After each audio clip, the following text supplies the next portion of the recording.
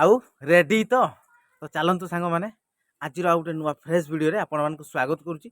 आज वीडियो आपण मैंने प्रथम रु शेष पर्यटन देखो जदि मिस करुँच टोटाली ये वीडियो आपण मैंने पाइबे ना। तो चलतु आपण मैंने देखु आपण मैंने जानी गोटे घर आपण मैंने कर तो केते टका खर्च आसूची 5 लाख कहतु 10 लाख कहतु 20 लाख 50 लाख पर्यंत आपण मैंने घर तैयारी करुँच।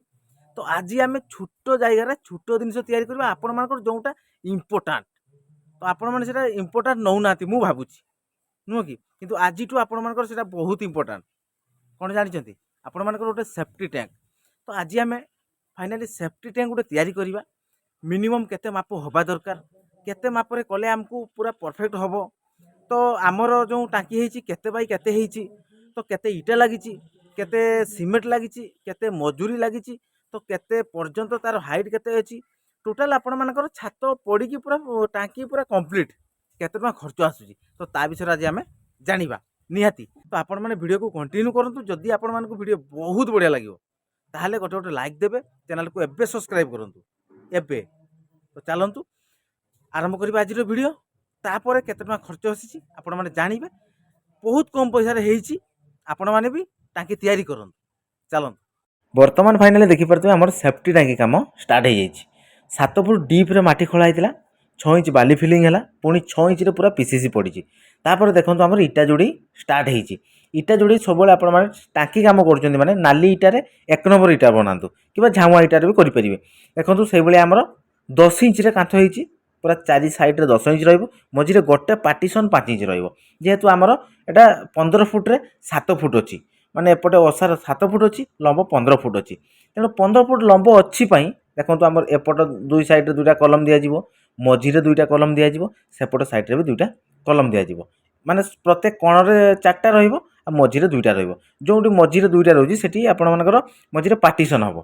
तापर देखो वर्तमान गोटे लेयर जोड़ी आमर कंप्लीट हो गलानी तार हाइट हम 7 फुट बुझीपारे जो आमर पीसीसी पड़ी से ऊपर को 7 फुट हाइट हम वर्तमान 4 फुट जोड़े सरला आउ 3 फुट हाइट हम तापर आम केते कोन इटा लागुची तो जानिबा। तो चलतु देखो वर्तमान आमर 7 फुट हाइट पूरा कंप्लीट देखिपारे जो कंप्लीट हो जाइए केते पार्ट लगी देखो तो पूरा 6टा कलम मेकअप हो जाइए माने पीसीसी रु 7 फुट हाइट हबार थिला वर्तमान पूरा कंप्लीट। देखो या ऊपर आमर मझीरे गोटे पार्टीशन अच्छी वर्तमान आम भितर प्लास्टर मारिकी कंप्लीट करवा प्लास्टर सहित पुणी सीमेंट पॉइंटिंग भी मारा केमती कौन मारा होची आपण माने वीडियो कंटिन्यू करंतु देखिए आपण माने जोंठी भी कि आपण मान निजर भी सेफ्टी टांकी बनाउछंती ए भलिया बनातु।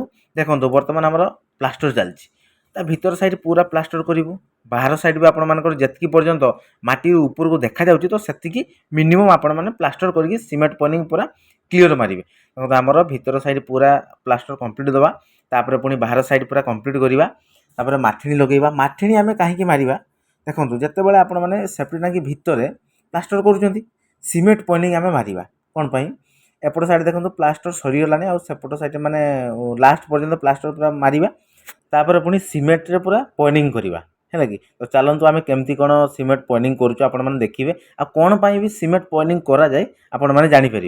देखो वर्तमान आमर सेतकी पर्यंत प्लास्टर होता फास्ट रू आम वर्तमान आमर सीमेंट पॉइंटिंग मारिया पूरा कंप्लीट हो गलानी सीमेंट पॉइंटिंग आम भीतर साइड जो न मारिबा बाहर पटू पानी भीतर को सक कर जदि आम बाहर पट जितकी पर्यंत आमर माटी ऊपर को देखा जाउची तो सेतकी आम प्लास्टर करके मारिबा एथि बाहर पट पानी भीतर को सक हो पारिबनी भीतर पानी बाहर को सक कर पारिबनी तो सेति आम सीमेंट पॉइंटिंग मारा होची ता भीतर।